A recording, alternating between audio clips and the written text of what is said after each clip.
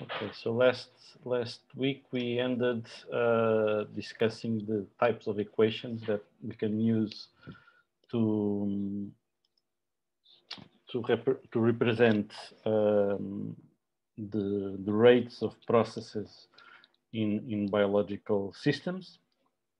So the most basic and eventually one of the most used types of equations are simply mass action laws.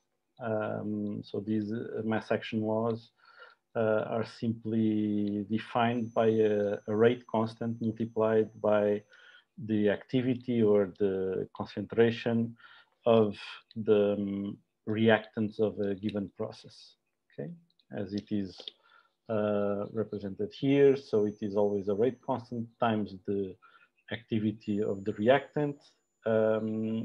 And if you have multiple reactants, there is the concentration of the different reactants are multiplied. So we have a product of concentrations of reactants and of the rate constant. And if there is a stoichiometric coefficient different than one, so that means that some reactant participates in the process with more than one molecule simultaneously, then the concentration is raised to a power that is equal to the stoichiometric coefficient. So this is the most simple rate expressions, and their main property is that, especially for the process of first order, so that this exponent that appears in the associated with the concentrations of the reactants is also called the kinetic order. So in this first example, we have a first order kinetics. So the rate of the process is proportional to the concentration of the reactant. But in these two cases, we have a second order kinetics. The first one because we have two reactants, and the other one because we have one reactant, but with a stoichiometric coefficient of two, sorry. So these are very commonly used in the models of biological systems, and usually they allow a good enough approximation of the dynamics of the biological system. What they usually are not able to simulate is phenomena like saturation of the rate of a given process, or cooperativity also in that process. So, and those two phenomena are common in biological systems, although as biological systems inherently have a homeostatic behavior, that is, usually most biological systems by design try to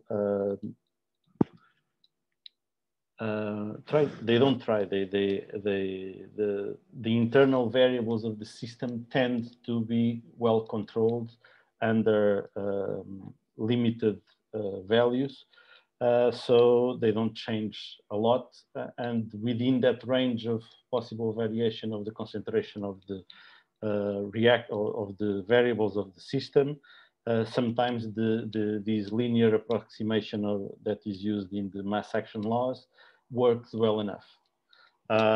So you don't reach a situation where you actually see the impact of saturation or of cooperativity.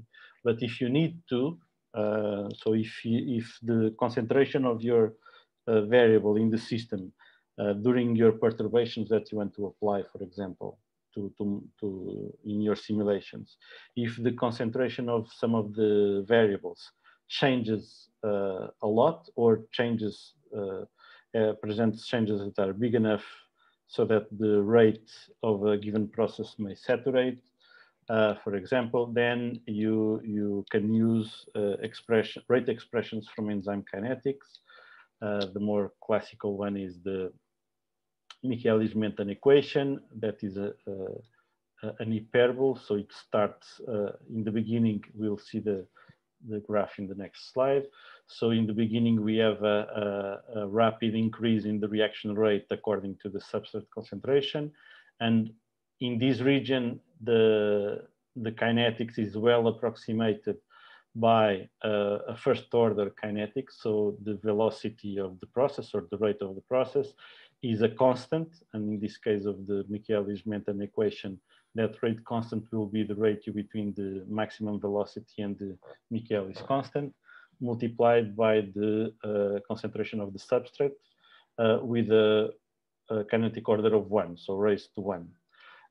So here it is similar to first order mass action law, but if the substrate concentration reaches very high values, much higher than the Michaelis constant value, then you are in a region where the velocity is almost constant. So you are approaching a situation where you have a zero order kinetics. That means that the rate is equal to a constant times the substrate raised to 0. So if it is raised to 0, it's always 1. So it doesn't affect the rate of the process anymore. So the process becomes saturated.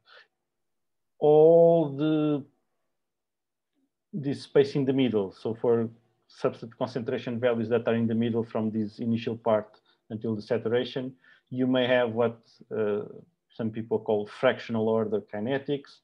So in this middle region, the kinetics are more well approximated not by mass action laws, but some generalized mass action equation. That means that you still have a rate constant multiplied by the reactants, but now the reactants may have an exponent that is not an integer. So you can have a fractional order. Exactly around the km, this is approximately 0.5, the exponent that approximates well the Michaelis-Menten equation around this area. And so here it starts in 1, the kinetic order, and it decreases until it reaches 0, okay? So if in your system, your substrate concentrations are always around the Km value or an intermediate value, yes, you can use a generalized mass action equation to approximate this reaction rate, but eventually even a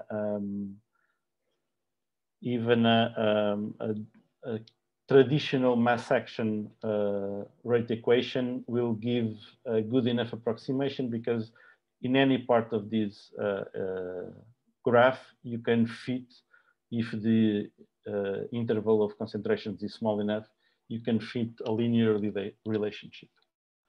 But these generalized mass actions are quite flexible, so they can adapt to different regions of the curve.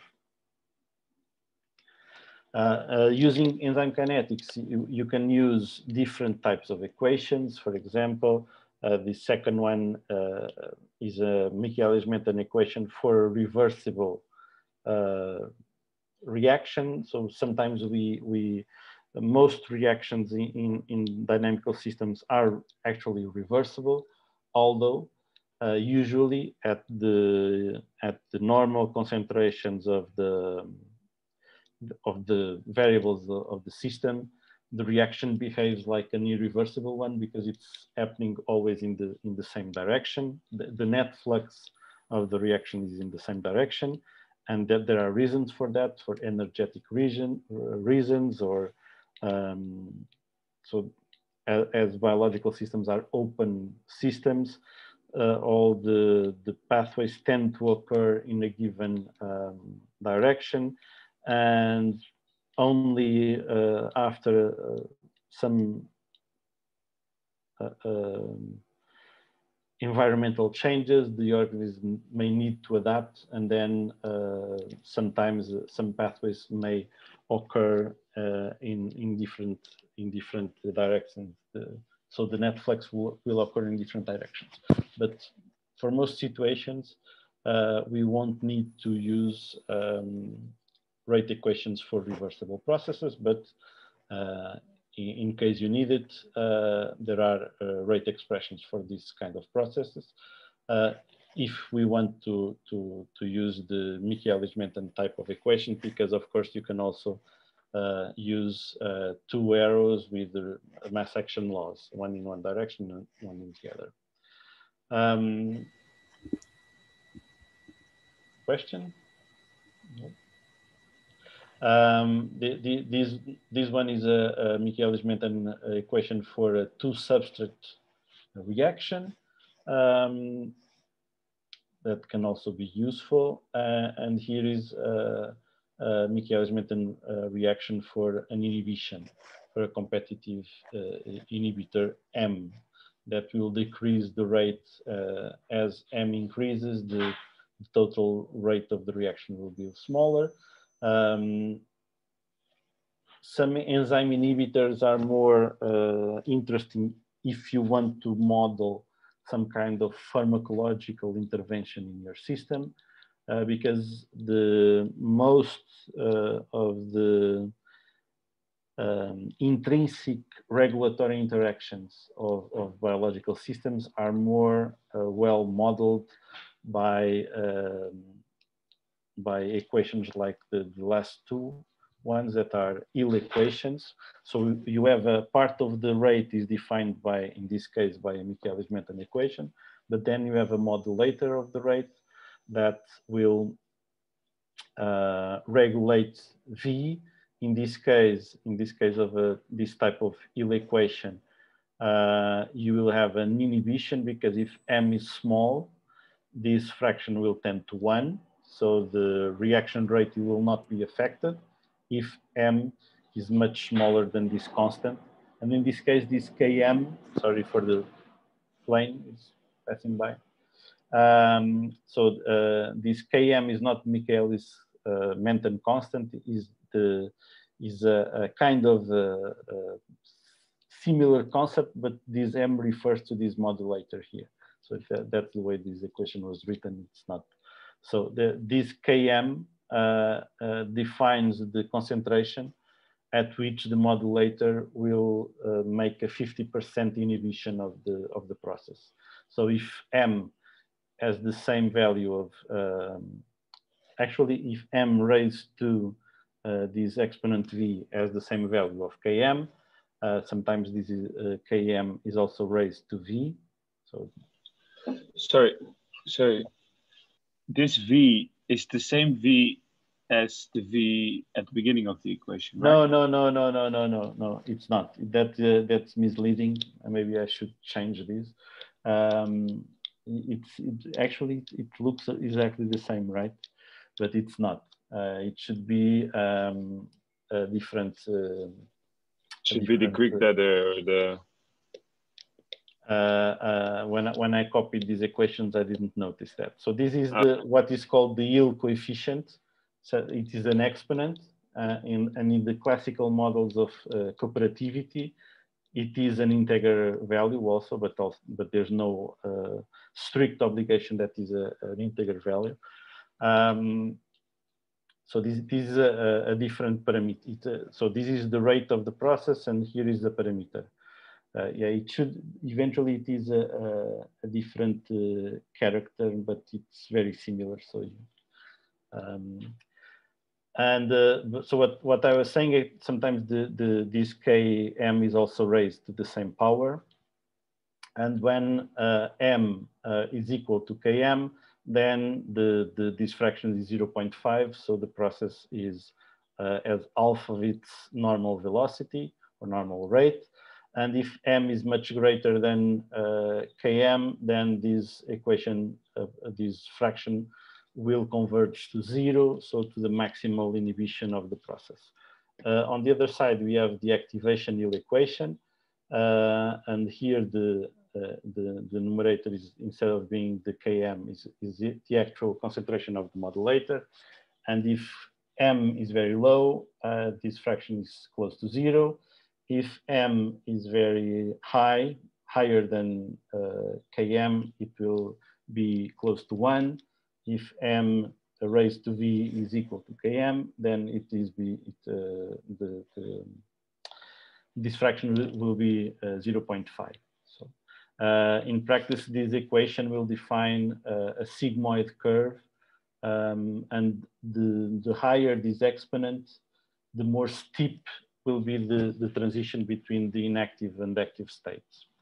And of course, there are these other alternatives, the third one that is using generalized mass actions that are similar to the mass action equations, but the kinetic orders can be fractional numbers, don't have to be integers. So as we already saw the Michaelis-Menten, and these are the shapes of the Hill equations. So here the Hill equations for an inhibition, and here the Hill equations for an activation. So that Km parameter defines this middle point where the fraction equals 0.5. The exponent or the Hill coefficient will define, if you have exponent of 1, you'll have a gradual decay here, sorry, and here you'll have a gradual increase. But if you have Hill coefficients greater than 1, you'll start having a sigmoid curve, and the greater the Hill coefficient, the steepest will be this transition in the middle. Okay. Sorry, could I ask another question? Yes. In how far do we need to know these equations, and or like how, in which way are we going to work with them? So this is like a toolbox. Okay, so when we want to model a biological system, we have to propose some kind of rate expressions for all the processes in your model. And these are the typical expressions that we use. I'm not sure if I'm answering your question. Yes, slightly, but like yes, I think so. But I think I understand it's a toolbox, and I understand that certain equations are better for certain problems. Yes. How do we need to understand this toolbox? Like, should we for this course? Are you asking for this course? Yeah, for this course. Yeah, for this course, in the tutorials, we are going to use some of these expressions to build some models and to simulate some models. So I guess mainly we are not going to, in our models that we are going to do in the tutorials, we are not going to use the enzyme kinetic expressions. We are going to use a mix of mass action expressions, and whenever we have an activation or an inhibition, we plug in a Hill type of fraction. So we're gonna work with them in the tutorials. Yes. Yes. Ah, okay. Here the most important thing is that, and when in the last tutorial classes, you are going to select a paper and you are going to try to replicate the model simulations that are presented in the research paper, and eventually some papers may use these enzyme kinetic expressions, although most of them use only the simpler Michaelis-Menten equation, and eventually these are more common because every time you want to simulate an activation or an inhibition, this is the most common solution. Additionally, we are going to have some classes discussing the behavior of some very frequent network motifs in biological networks, so these classes are actually, I'm going to share with you some videos with classes presented by Yuri Alon, that is another a researcher that actually developed that field. And there in those classes, these kinds of expressions are also going to be used. Okay, so for now, it's mostly to recognize them. You need to be familiar with more or less recognize that it is an equation of an hyperbole here, or a Hill equation. or a max section. Those are more simple. And for sometimes we have to know that if we have a separable process, we have something like this, and eventually the behavior of the system will be different if we are in this region or in this region. And if we have a regulation, it is important to know which of these shapes is more, or even to try to looking at the equations or looking at the simulations and trying to interpret what is happening. It is important to understand these shapes and understand, for example, that this point here where the conversion from the inactive to the active state corresponds to the parameter in the equation that is this, in this case, this Km. Okay? And that the exponent will influence the steepness of this middle part. That is important to know. Okay. You don't need to, I think, well, you see but this we will equation. work with, yeah. Sorry. You can, we you will can... work, we will work with these also the tutorial, right? Yes, yes. Yeah, okay. Yeah, but mainly we will use it in the models and look at the result of the simulations. And when we eventually change some of these parameters, we will see the changes in the global behavior of the system. But to understand what is happening in the middle, it's good to have this notion of when we change the Hill coefficient, we are making this conversion more steep. And or if we change the K parameter, then we are changing the location of this transition. And that may have an effect on the behavior of the system. Okay, that's why we are going to need it. We are not going to do much or none in the tutorials. We are not going to do any analytical work. So sometimes some models can be worked analytically, so you can solve, for example, equations for the steady states of the system, or we are going also to talk about calculating sensitivities of the system to some changes in some parameters or independent variables. And these, in some models, can be computed analytically, but we are going just to estimate them numerically through the simulations. But still understanding the consequences of choosing one equation or the other is important. So if you choose a mass action, one thing is that if for some reason one of your variables increases a lot, and if you have a mass action, that means that the rate associated will keep increasing forever, and that may be a problem. So, so mass actions work well if you have a system where the most variables have a limited range of operation. But if you have some variables that increase a lot, maybe you have to change for some saturable kinetics. Eventually, you can do that in part with the generalized mass action, where you use a fractional kinetic order. So the generalized mass action, if you increase S forever, this rate will increase forever. But as it has a fractional exponent, the rays will tend to be slower as the concentration of S increases, but it will not saturate. So it will allow you to make a better approximation in a wider range of S, but still if S reaches the saturation, the generalized mass action is not able to do that. And whenever you have activations or inhibitions, it is using these Hill equations is a good option. And you need to understand the impact of the Hill coefficient, the exponent, or the K that defines this concentration here. That is relevant. So much more than that, it's not. We don't need to worry about that. Okay, more questions about this?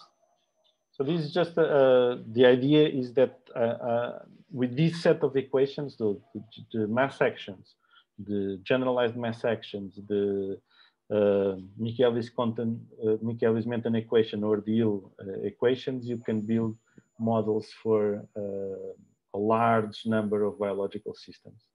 So you don't have to know millions of different rate equations.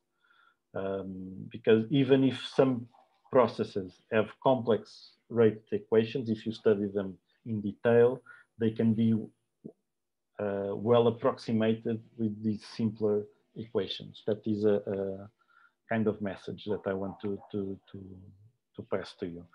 Because sometimes if you study so people here that studied biochemistry in the past, so they spend maybe a lot of time studying this type of equations and deriving them and trying to use these some assays based on these equations to infer if the inhibition was competitive, anti-competitive, or whatever kind of inhibition.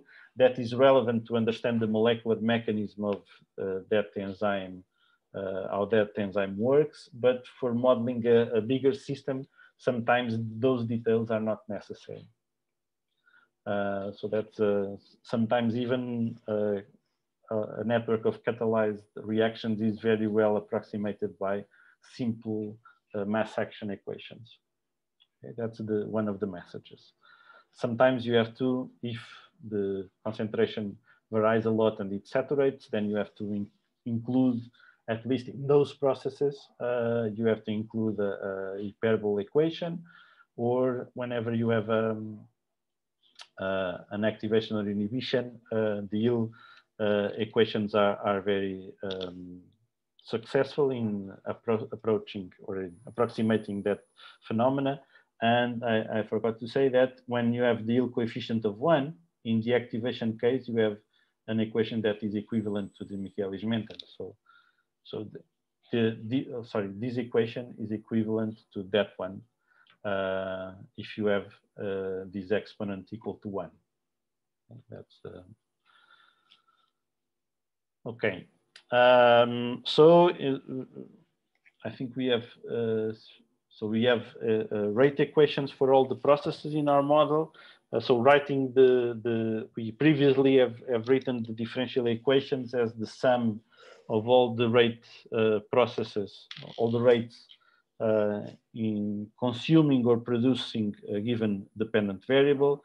So that sum has to be multiplied by the respective stoichiometric coefficient, and the rates that consume a variable appear with a negative sign. The ones that produce a variable appear with a positive sign, multiplied by the stoichiometric coefficient. So you have the differential equations and the rate expressions that go into those differential equations. But still, if possible, you would like to simplify your model, reduce the number of equations. Although for the softwares that we use nowadays to simulate or to integrate these systems of differential equations, that's not a problem to have a larger number of equations. But you will see that once you have the model, we have to study the behavior of the model, try to make simulations with different initial values, with different parameters. And if you have less equations, eventually you have less parameters, and that it will make your job easier when you are trying to understand or to study the behavior of your model. So you can try to do some simplifications of your models, and these simplifications, the classical ones, are based on timescale separations or in conservation moieties.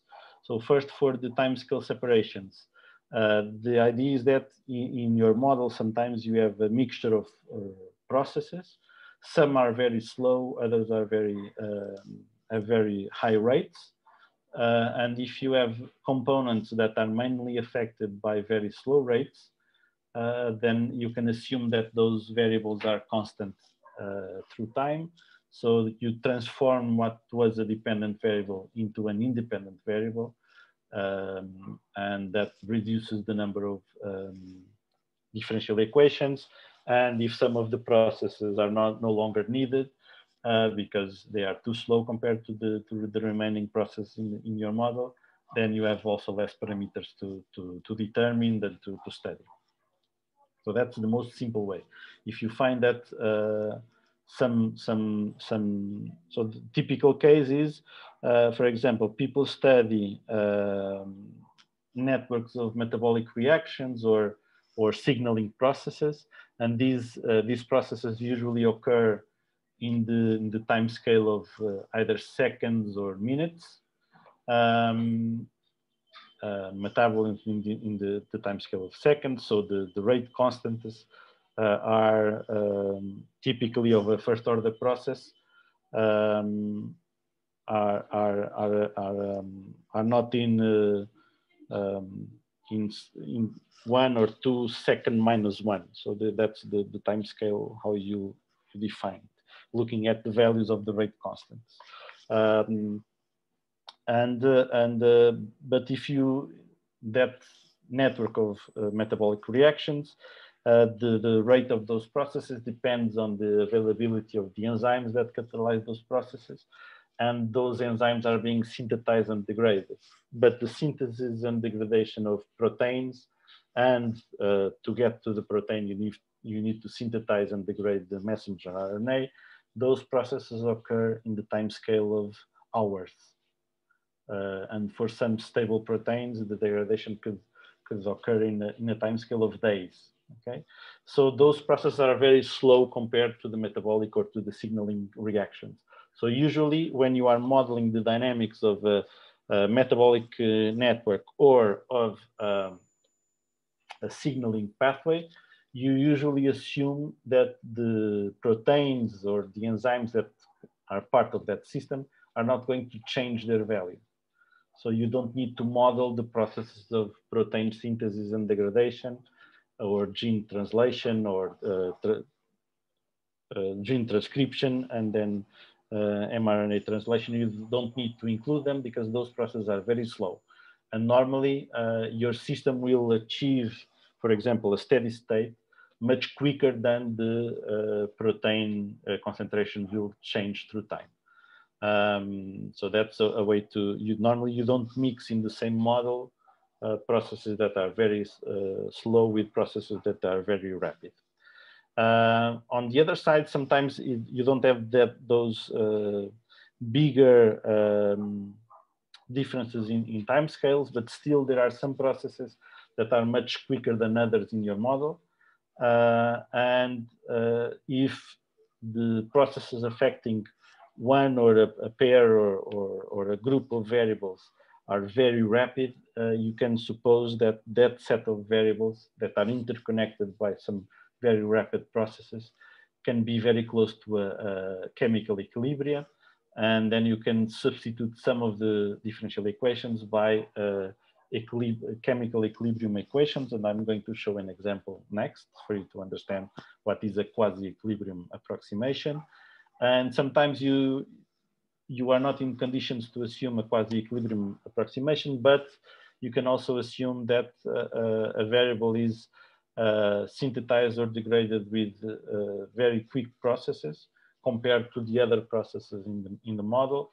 And you can use a quasi-steady state approximation that will give you more or less the same type of approximation, the quasi-equilibrium or the quasi-steady state approximations. The consequence of these both approximations are a reduction in the number of differential equations. Finally, you can have some sets of variables in your model that are neither degraded or synthesized in your model processes. That means that some of those variables, their sum through time is constant, because there's no way that that mass is going into the system or going out of the system. You can detect that when you have, for example, for two variables, you have differential equations that are symmetrical of one another. That, for example, if you are modeling a network of chemical reactions, of biochemical reactions, and ATP and ADP, so that those are very common cofactors in your reactions. You want to include them in your model. Sometimes you just want to consider that they are independent variables, but if for some reason you want to include those ATP and ADP in your model, but you are not going to model the synthesis or degradation of the ADP or ATP. That means that through time in your simulations, the sum ATP plus ADP will be constant. So you don't need to have a differential equation for both of them. You just need to have a differential equation for one of them. And you, knowing the value of one, you can get to the value of the other at any time point by making the difference from the total amount that is constant. You can have conservation moieties that involve more than two species, more than two variables. And in that case, you can detect those conservation moieties by detecting that you have some differential equations that are linearly dependent of other differential equations. So that means that you can compute one of the differential equations by making a linear combination of other differential equations. This is especially easy to find if you have the differential equations written just by the sum of the rates, not the rate expressions in your differential equation. So now for the examples that I hope will clarify a little bit this. So sometimes you have the most simple example for a rapid equilibrium. Yes, question? Sorry, could you 1 second go back? Because I missed what moiety is. Oh, okay. So moiety, the idea is that, for example, in that example that I said of ATP and ADP, I don't know if you are familiar with what these molecules are. No. No, okay. So sorry. So in biological systems, the main energy currency in the cell is this kind of molecules that is adenosine triphosphate. So it is a chemical molecule that can be phosphorylated, that can have several phosphate groups. And the chemical link between those phosphate groups is highly energetic. So when we break that connection between the phosphate groups, you release energy. And that is chemical energy that can be utilized by the cell to catalyze reactions that are not energetically favorable. So ATP is a way to store energy in the cell and then to use it to synthesize complex molecules, for example. And we call it a moiety because that you can imagine that you have the part of the molecule is constant, but then you have 3 or 2 phosphate groups attached to it. But that common part of the model is constant. It's not going to be transformed in the model. Yeah. So it's that is what we call the moiety. It's there is a skeleton of the molecule that is constant. Then you have something that is added or taken out of that molecule, but there is a constant moiety that is not degraded or synthesized in that model. So the moiety is not, it's a skeleton of this energy keeping. Yeah, it means that we have a set of variables that structurally are very similar. So they interconvert between each other, but they have a common skeleton, okay? And only if that set of molecules are not, there is no way to synthesize them de novo or degrade them and send the mass out of the system. So the total mass of those variables is conserved. Yeah. That's the idea. Okay, it was more clear now? Yes, thank you. So in this case is the conditions to have a rapid equilibrium. So we have here, this could be embedded in a larger system, but there is a rate that produces A, eventually coming from out of the system. Then A can be converted to B and from B to A, and B is degraded through V2. So the differential equations for these two components would be for A is synthesized by V0 minus V1 that consumes. Sorry, this is wrong here. Sorry. I will correct this now. So this is V0 plus V underscore 1 minus V1.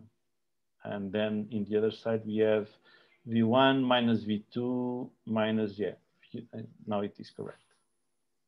Sorry for the... so the differential equation is the sum of all the processes that interfere with the variable. If the processes produce the variable, they appear with the positive sign. If they consume the variable, they appear with the negative sign. And you have these differential equations for both these variables, A and B. But in the situation where, assuming that all these rate expressions or these rates have mass action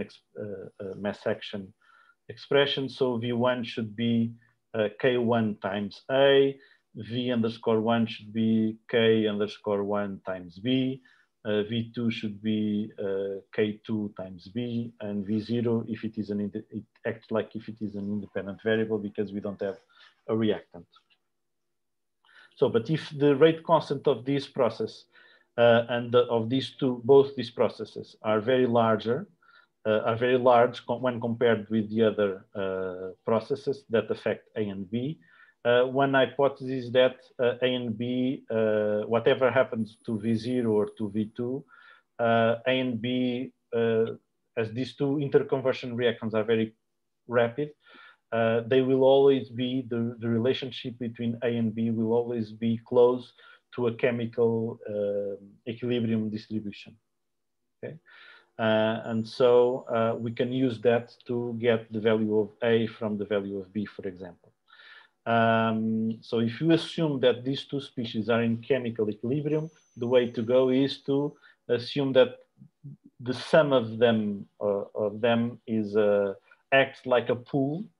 So there is a V0 that puts mass into the pool of AB, and then there is V2 that takes mass out of that pool AB. But within that pool, the relationship between A and B is computed by the chemical equilibrium equation. So the idea is that you create a new variable that is C, that is equal to A plus B. So at any point in time, C is equal to the sum of A and B. Okay? And according to, someone is trying to ask a question? Oh, no, sorry. Oh. Okay, and according to the chemical equilibrium hypothesis, the chemical equilibrium constant of this reaction conversion of A to B is equal to the rate of the rate constants. So K1 divided by K underscore 1. So this is the chemical equilibrium that is a major K. Usually chemical equilibrium constants are represented by major capital K's, while the kinetic constants are small K's. So this is a major one. The kinetic equilibrium is equal to this ratio of rate constants, and also the kinetic equilibrium will tell you it is equal to the rate of the product over the reactant of the reaction. If the reaction is at equilibrium, and we are assuming that the reaction is approximately at equilibrium. So, for example, you can calculate the concentration of A is B over K, and yes, is B over K. And here you have that C, so C is A plus B, so C is going to be B over K plus B. So you have a relationship of the variable C only to the variable B. And from these you can get an expression for B, okay? B equals K plus 1 times C. And once you have B, you can calculate A. So if you have the value of C, you can compute both A and B. That's the message. And then you have a reduced system where you only have one variable, that is the variable C, that has a differential equation that is just V0 minus V2. And in practice, if you substitute, so V0 is a constant, is equal to K0, while V2 should be the concentration of B times K2. So it is K2 times this expression here that we deduced.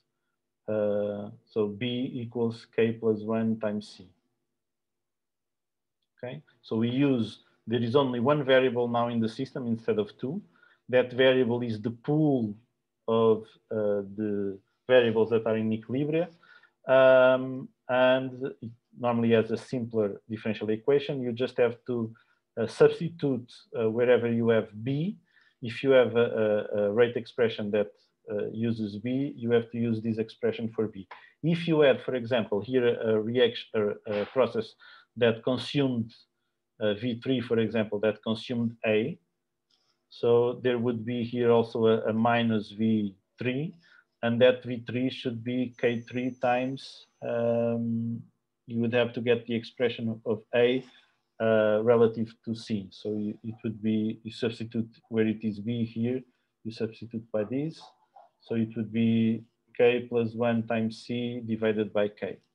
That would be the value of A that you could plug in into the rate expression of V3. Because in the new system, you don't have A anymore, you just have C. So you have to re-express all the rate expressions, not in order of the original variables, but in order of the new variable C. Was that clear? Or to... Do you mind explaining it again, please? Okay. Okay. So the idea is that we assume that these two variables are in equilibrium. That means that there is a constant that defines the ratio between them. If they are close to chemical equilibrium, this should be true. And we also know that this constant is also the rate of the original rate constant. Then what we have to do is write a new differential equation that is on to this new variable C that is equal to the sum of the variables that are in equilibrium, and include all the processes that either produce some molecule of this pool or consume or degrade some molecule of this pool. Okay? But when you write the rate expressions for each one of them, in this case, the V0, we have no problem because the V0 is coming from the outside, so it is an independent variable.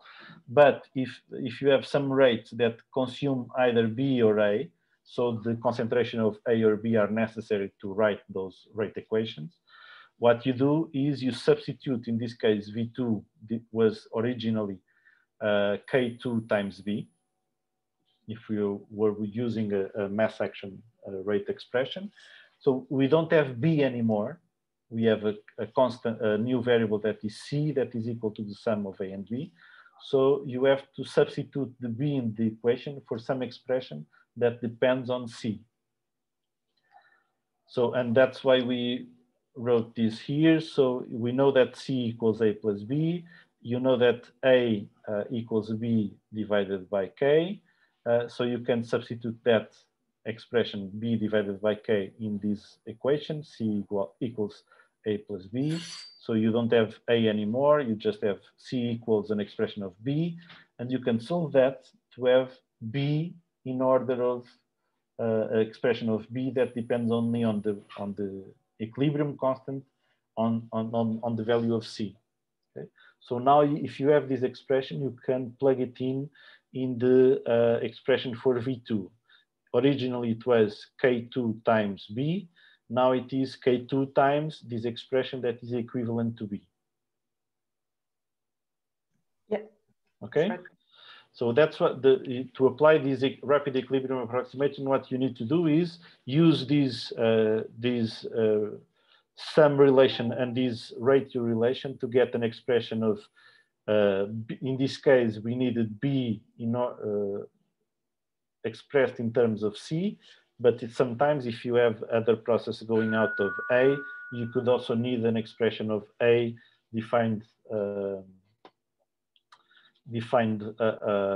in terms of C, and that would be easy. It was substituting the expression of C in this expression here. expression of B, sorry, in this expression here. So eventually I can write it down. So we could also have, so this is going to be in the wrong place, but yeah, I could have A equals K major K plus 1 times C divided by K. So I have expressions for either for A or for B in relation to C. So if I simulate this system, so if I simulate if I solve or if I integrate this system of differential equations, this is just one equation, but if we have more processes and variables in the model, we would have only the values of C across for every time point of our simulation. But from the values of C, you can compute the value of A and the value of B. And you can compute those because you know that C equals the sum of A and B, and there is this equilibrium relation between A and B. Is it more clear now? Yes, yes, thanks. So there is another almost similar approximation, but sometimes it is more easy, or you have more easily conditions to apply the quasi-steady state approximation, and the rapid equilibrium is sometimes it's more difficult to apply, although when you can apply the rapid equilibrium, almost every time you can apply the rapid equilibrium, you also can apply the quasi-steady state approximation, but sometimes you can apply the quasi-steady state, but you are not able to apply the rapid equilibrium. So again, we had this should be wrong again, right? Yeah. Let me just, sorry. So this should be plus here, not minus. Sorry. You have the differential equations of the complete system, but if, for example,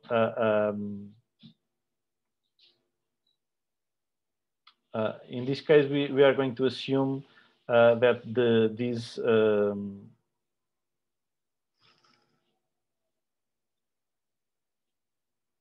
this is also strange here, but so these relations, you need that in this case, it should be that these two relations, these two rates should be the rate constants of these two processes should be much higher than this one and not that one. So I can correct that also. Sorry.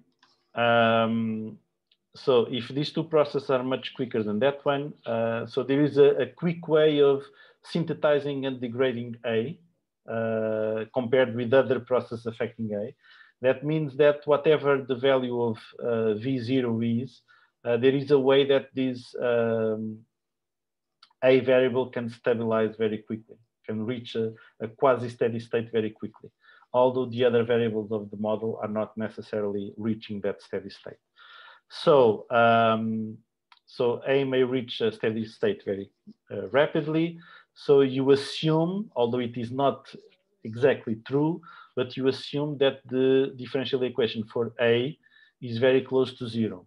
So you solve the equation of the steady state of A. So you pick this list of rate constants, of rate values, and substitute by, so V0 equals K0, V underscore 1 is K underscore 1 times B, and you add this negative value, you pass it to the other side, and then you have the V2,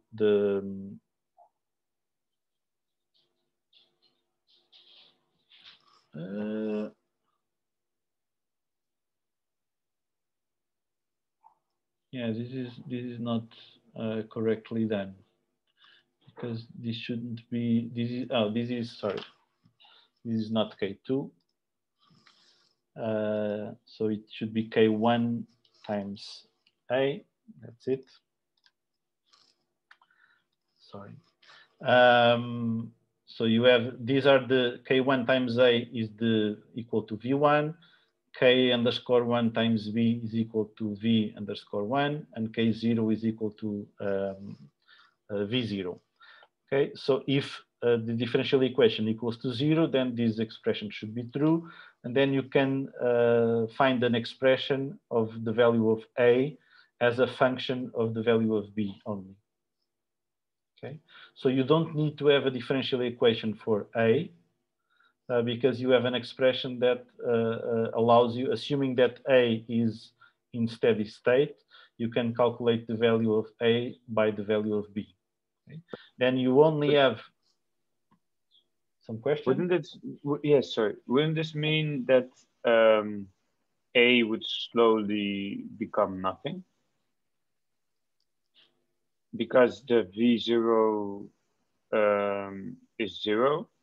Well, not 0, but very small.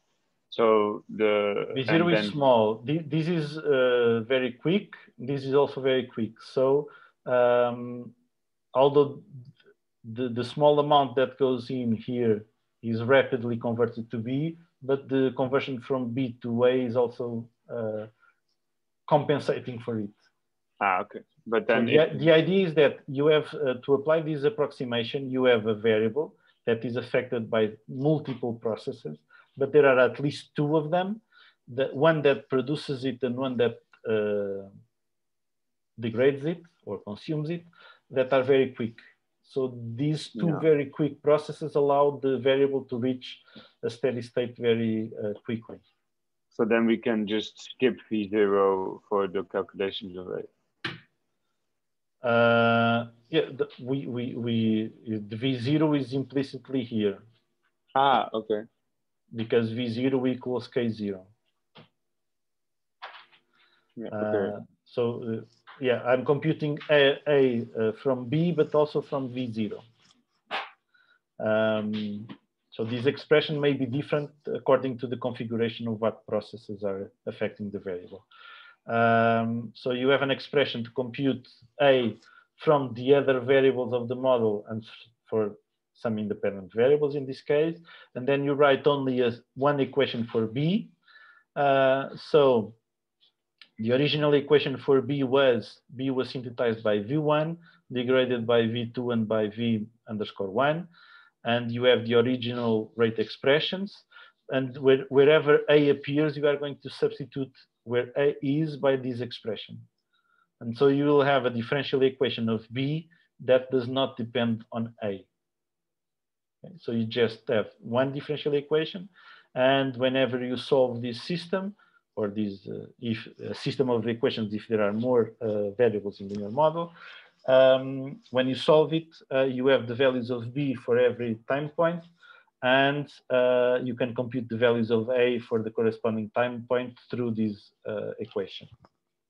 So the consequence of the two approximations, the quasi-steady state and the rapid equilibrium, are the same. You reduce the number of equations. You don't need to have so many equations in your model. And for some purposes, that could be an advantage. Sometimes it's, if you are only doing simulations, it's not that big advantages, although sometimes, for example, in the rapid equilibrium, although you not only reduce the number of equations, but you also reduce the number of parameters, because you had originally, you had the K0, K1, K underscore 1, and K2, and now you just have K0, K2, and then this major K, because you don't need to have the individual values of K1 and K underscore 1. You just need to have the equilibrium constant. So, and sometimes even experimentally, it's easier to get an equilibrium constant than the rate constant. So this rapid equilibrium approximation also allows you to have a reduction in the number of equations and normally a reduction in the number of parameters, and the quasi-steady state approximation allows you to have a reduced number of equations. Sometimes you also, there are some parameters that appear always in the same ratio, for example, and you can reduce the number of parameters with the quasi-state approximation also. Not always, but some in some situations you can. Yes, I think that's it. Okay. About the moieties, here is an example of a conservation moiety. So in this system, sorry, we have a signal that activates a conversion of this R with a star to R, and then you have the conversion back from R to R star. And R star is a repressor of this synthesis of X that is also degraded. So in this system, you have the differential equations for R star and R. The first one is V4 minus V3, and the other one is V3 minus V4. So one is the symmetrical of the other. Okay. So when that happens, that means that you don't need to have these two differential equations in your system because one is the symmetrical of the other. That means, usually no, if you have this, it means that the sum of the two variables is going to be constant over time, because what you are saying is that the variation through time of this variable is exactly the symmetrical of the variation through time of this one. That means if one goes up by some amount, the other goes down by exactly the same amount. So the total sum through time is conserved. And so you don't use one of the variables, you just use, in this case, it is more advantageous to use this differential equation because you need this value R star to compute this rate.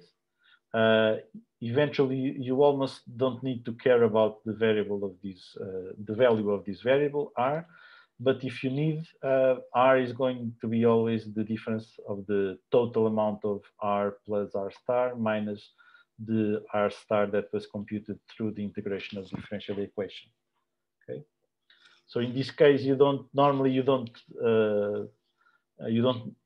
the same parameters because you have the same rates. You just have a lower number of equations.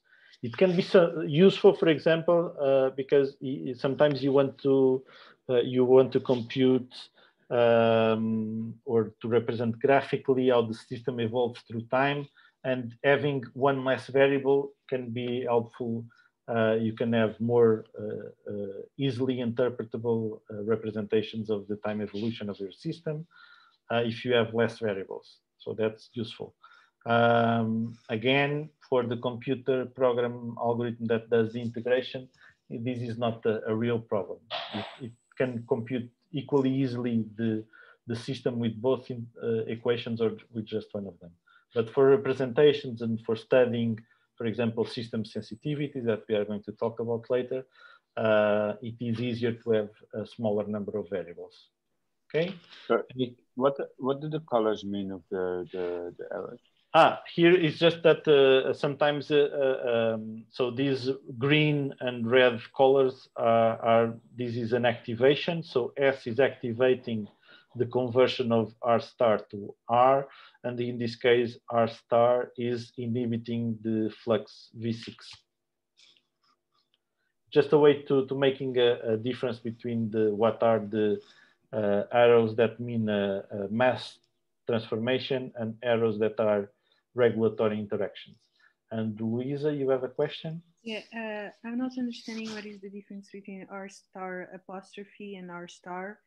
Okay, that's my lazy way of writing a differential equation. Whenever I use this apostrophe, I don't know how to say it in English. There is a name for this sign. It's an apostrophe, it's correct. Apostrophe, okay. Apostrophe. Okay, thank you. So this is one possible way to represent a differential equation. Sometimes people use a dot over the variable. That's the most common representation in physics. But actually, I can, sorry. All right, but so when we are not using the apostrophe is not a differential equation, what Yeah. equation is it that R then?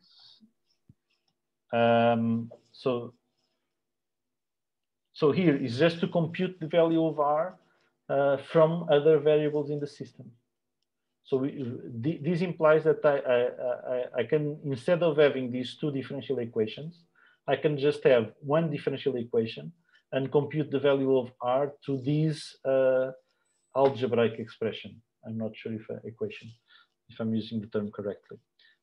So this is not a differential equation, but if you have the value of R star at a given moment in time, you can compute the value of R at that moment in time. So, but R apostrophe is equal to writing the R over dt. All right. Okay. And sometimes you can write. I don't know if I have here the R with a dot above. Maybe I can. I don't know how to write it here. I'll write it later. So it's just I can. I think I can. There's a drawings thing here. Drawing. So sometimes you have a dot over the variable, and that is a way to say that this is a differential equation. There are different nomenclatures for this. So any question about this? No. So I hope that when you review these, so you know what kind of rate expressions you can use. You know how to convert your conceptual schema to a system of differential equations. Write the expressions for each rate. Eventually simplify the model with these options. Try to find if there are conservation moieties, or if you can apply at some point the rapid equilibrium or the quasi-steady state approximation, or eventually if you have some variables that are changing at a very slower time scale compared to the rest of the model, and you can say that they are constant. So you can build the system of differential equations.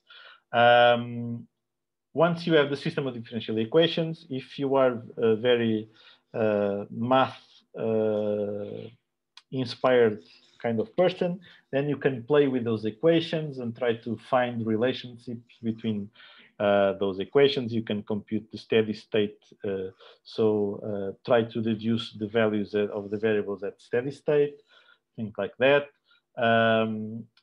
But if you're not so mathematically inspired, you want to simulate the model and make experiments with the model. But to make experiments with the model, you have one problem, because you need to have some extra information besides the differential equations. You have to have all the parameters for the rate expressions. So all these rate constants or the other parameters in the system. You have to have values for the independent variables, and you also need to have initial values for all the dependent variables. But from those missing information, the ones that are more difficult to obtain are the parameter values. So I'm going to change to that subject. Any questions? No? Okay. So this is the getting, I'm not sure if we are going to be able to end this in the next half hour, but let's see how it goes. So getting the parameters for your model equations is, I would say it is the limiting step of building models for biological systems. Of course, for example, in the tutorials, what we are going to do is work with what we may call toy models, so models with that are not that try to represent a particularly small circuit of interactions of either of reactions or regulatory interactions between variables, between a small set of variables. And for those, normally we can start by giving some simple values for the parameters. For example, it's you start giving all the rate constants a value of 1 because you assume that they should be operating at a similar time scale. And then you start simulating and see some problems with that distribution of parameters, and to observe some phenomena, you have to increase or decrease some of the parameters. But that is with a time model. But if you want to build a model that represents a real biological system, you need to have good parameter values, and that is very difficult, or the most time-consuming step of building mathematical models of biological systems, at least using differential equations. Later on, we'll talk about some different approaches to model biological systems that don't need so many parameters. But for these models based on differential equations, yes, we need a lot of parameters. What can we do to find those parameters? If we don't know anything about it, we can do like a brute force approach, that is, do a parameter scan. So you define some limits, upper and lower limits for all your parameter values, and you try different combinations of parameter values and see what the model simulations tell you. Okay, and those model simulations can tell you that some parameters can vary with across all that range that you defined, or you can find that give some combinations of values of the parameters will make the model do wrong stuff. Wrong stuff means that you have some variables that are not able to stabilize and they grow until infinity, or they go to 0. And in a life system, sometimes when you get variables going to 0, that means you get to a dead system. Or if you have variables increasing infinitely, also that also means the death of the system, because biological systems are physical entities, and they cannot accommodate some molecule accumulating to infinity. It will burst, it will have osmotic problems before it will fill in the system with that molecule physically. So if in your simulations you detect some variables that go to strange values, that means that the parameters cannot have that range of values. Sorry, there's a plane passing by. So that's a brute force approach, and but as an advantage that while you are doing that parameter scan or study of parameter values, you also get at the same time a notion of what are the possible different behaviors of your model, and that can be useful to analyze your model. But that is a computationally costly operation. More traditionally, people try to find values of the parameters in the literature, and more recently there are some databases where you can get parameter values for your biological systems. And finally, normally, even if you find some of your parameters in the literature, you are always have always some doubt that the parameters that worked that were detected or quantified by other people are adequate for your system. So sometimes you have to use experimental data that corresponds to observations of some of the variables of your system, and you use that data to adjust your parameter values. Sometimes you start with the parameter values that you found in the literature and adjust the parameter values so that the model predictions are accurately make accurate predictions that are concordant with the experimental observations. Within these parameter adjustment strategy, you have two different modes of operation. One is you find experimental data that allows you to adjust one parameter at a time. For example, if you are using a rate expression that is an enzyme kinetics expression, so a Michaelis-Menten equation, that Michaelis-Menten equation has a Vmax parameter and a Km parameter. You can have data that allows you for that particular enzyme catalyzed reaction to estimate the parameters of Vmax and Km and use those in the model. So that you have data specifically to one or two parameters of your model. And then you have a global strategy where you use normally time course data of multiple variables of your system, or you have steady state perturbation data for multiple variables of your system, and you try to perform a global parameter adjustment. So normally these have implies using an optimization algorithm, and there are some difficulties in doing this, but people have done it in the past. So it is a way to get parameter values for your model. So the first option, any questions? No?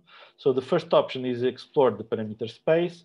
So you don't need to have an initial guess for the value of each parameter, but you need to have some boundaries, some upper and lower limit for each parameter.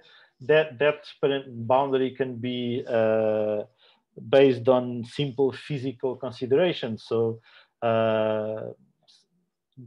it does not make sense to have rate constants that are negative. So they are 0 or greater than 0.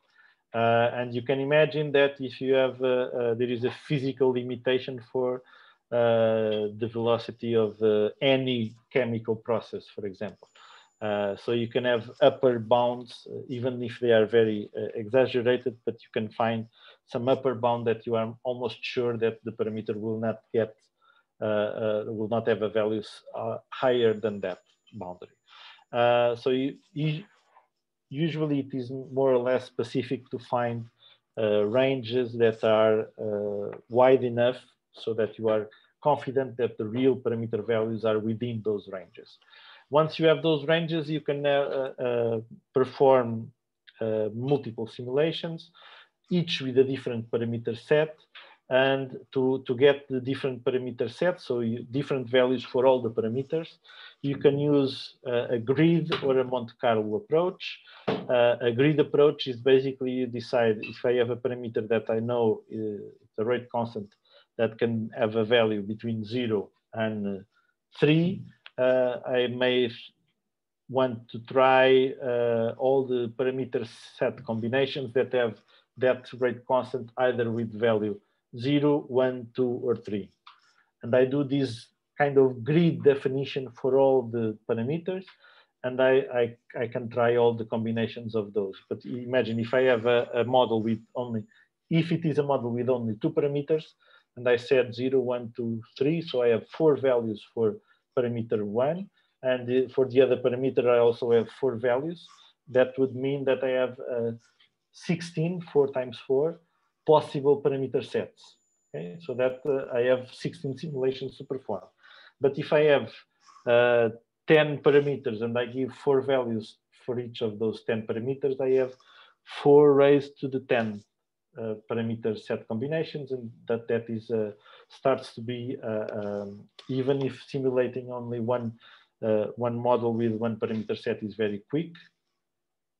Computationally, if you want to do 4 raised to the 10th simulations and analyze them, then you are starting to have problems, and you are not going to be able to do an effective grid search or grid cover of your parameter space.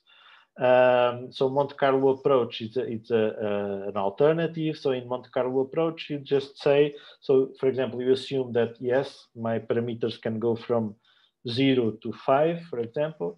And I assume that they have, so I'm going to explore the parameter space, assuming a uniform probability distribution for all the parameter values within those boundaries between 0 and 5. And then I want to study 10,000 parameter set combinations. So I generate randomly using the uniform distribution values for all the parameters within those ranges. The range can be the same for all the parameters or can be different, specific for each parameter. And then so generate through this Monte Carlo approach, multiple those 10,000, for example, parameter set values and do the simulations and analyze it in each simulation if the model did something stupid, like some variables going to infinity or going to 0 and stopping the system, or if the system reaches a steady state, a stable steady state or not. And you can categorize the different regions of the parameter space, what is the dynamical output of the model. And you know that at least you can exclude some parameter regions, parameter space regions that are not viable because the model does not show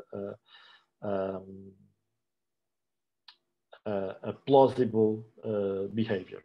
Okay, so but still these are may be eventually computational demanding. So I said I already said this. So the second approach is to find values in the literature or in databases. So in the literature is just look for papers that have studied similar systems like the one you are studying and looking at the possible data in those papers or in estimations that those papers have done. You can try to get your parameter values. But for biochemical systems, so involving catalyzed reactions, there are some available databases that have enzyme kinetic parameters, so the KMs for different enzymes eventually in different organisms, or not the maximum velocity, because the maximum velocity depends on the amount of enzyme, but what is called the kcat, the catalytic constant of the enzyme. And if you plug in the concentration of the enzyme in your system, you can get the maximum velocity for your system.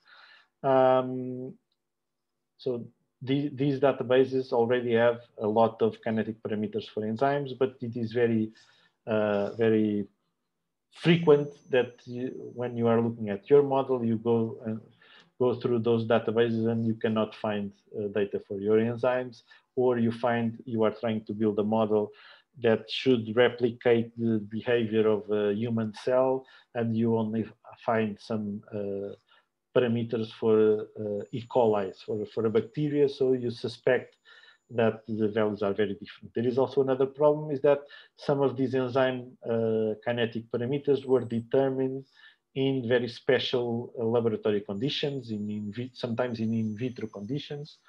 And eventually the values that were determined are not valid in a complete system.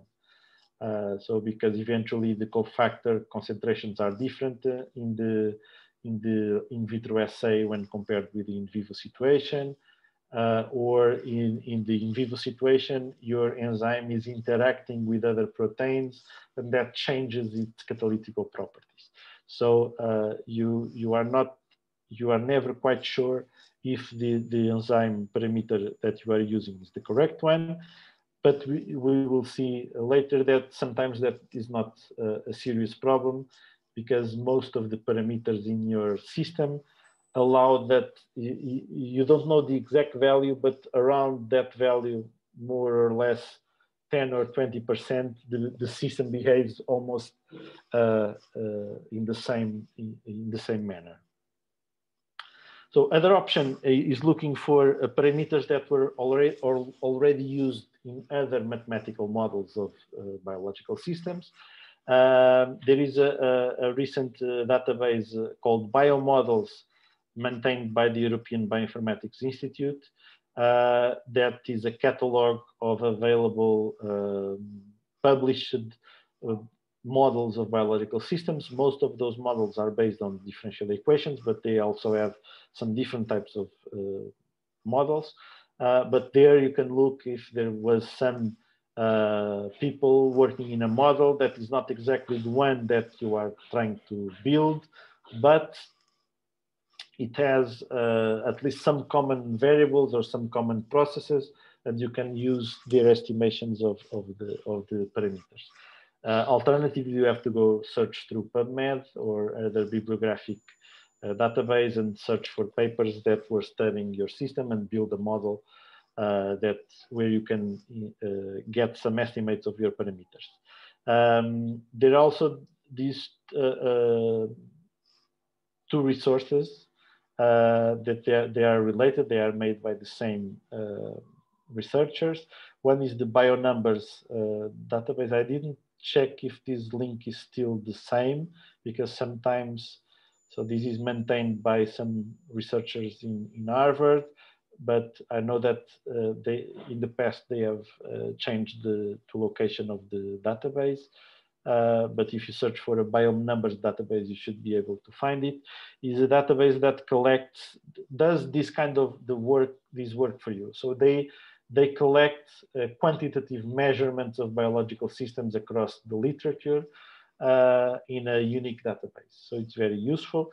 And the researchers that developed this database, they build a book that I find it's very interesting, and it is a must read for anyone who wants to understand biological systems quantitatively. That is this BioNumbers book. It's online for free.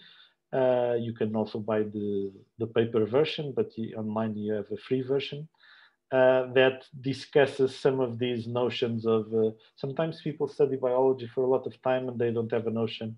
And I'm saying that, and I'm also in that situation for some systems. I don't have a notion of the cell size, the length of a cell, or the geometry of a cell, what's the average number of protein copy numbers within a cell, what is the average stability or rate constant for the decay of proteins or of a messenger RNA in the cell. So there are a lot of these estimates that you can find in this book that are very useful for you to have an idea, a quantitative idea of either the time scale or the physical dimensions of components of your biological systems. When you do this literature and database search for parameters, you must be careful with parameter units, because in different sources, people use different units of concentration, of time, of dimensions. So you must be careful and convert all these units to the common, all these parameters to a common set of units that you are going to use in your model. Your model should have, if it's well parameterized, it should have a time unit, concentration unit, and eventually you need a volume or length or unit to define some of these parameters.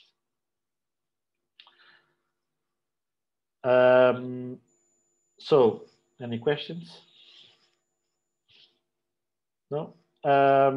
So if you are not able to find estimates for all your parameters, and that is the most common case, then you have to search for experimental data that allows you to adjust parameter values. You can do that in these two major strategies. One is looking for data or performing the experiments if you are in a lab that has the capacity to perform those experiments. So you get data that allows you to estimate individual parameter values. That is common for example, for kinetic or enzyme kinetic assays. So there are typical protocols, experimental protocols, when you want to determine enzyme kinetic parameters, or even for mass action rate constants. You can also measure the initial rate of a reaction using different concentrations of the reactants, and estimate through those parallel experiments, estimate the kinetic rate constant value that is concordant with those initial rate observations.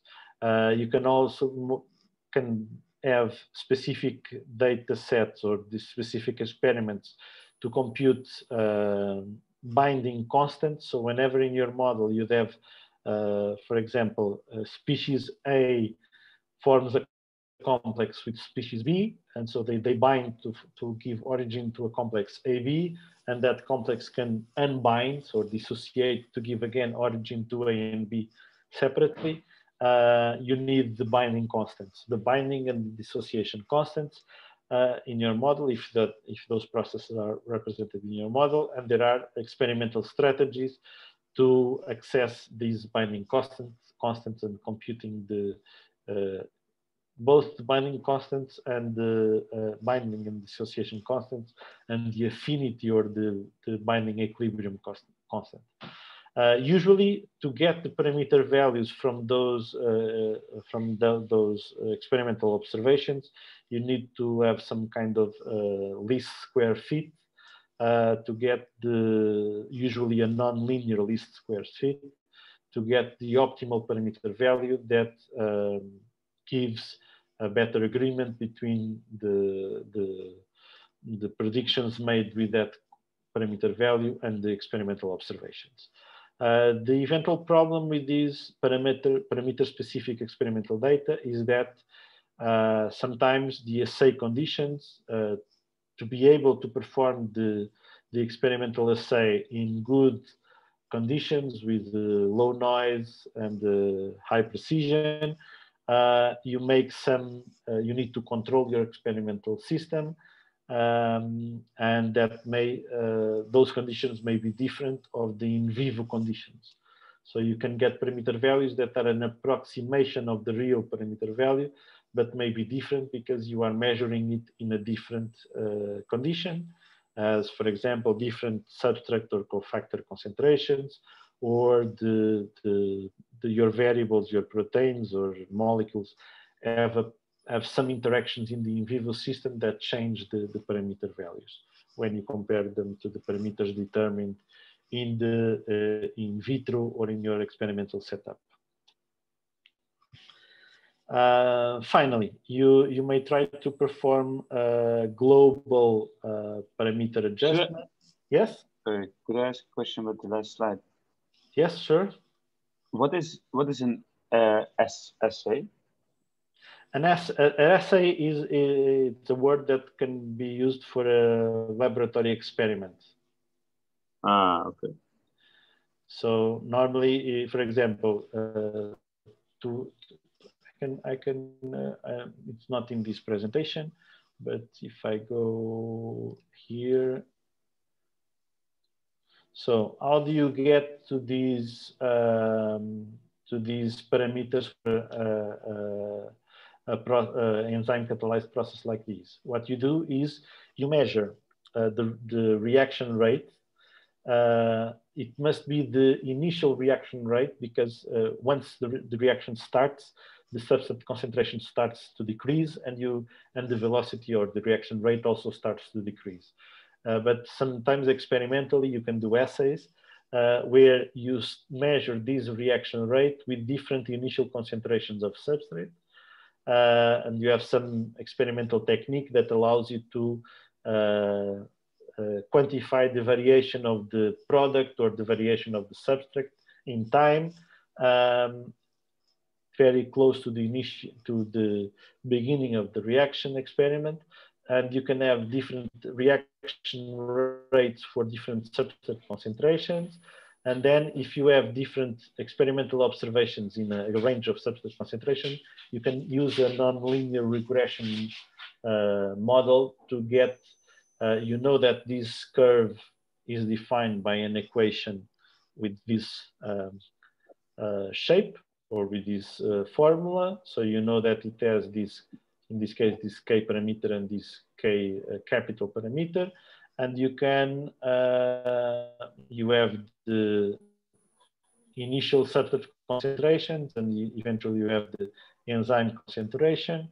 And so you can use a nonlinear least square fit to get the values of the K and Km, or the Vmax and Km that best fit the experimental observation. So that's when I'm saying an assay is performing a series of experiments with this aim, for example. Okay. Okay.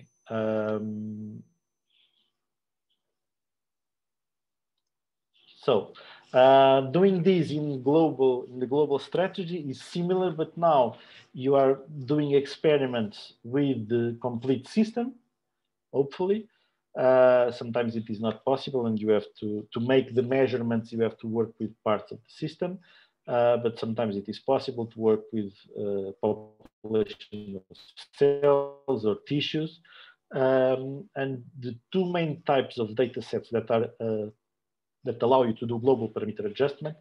The most traditional ones are time courses, where you are able to measure the time evolution of some variables. Usually you cannot experimentally measure all the variables in the model that you want to, in the system that you want to model.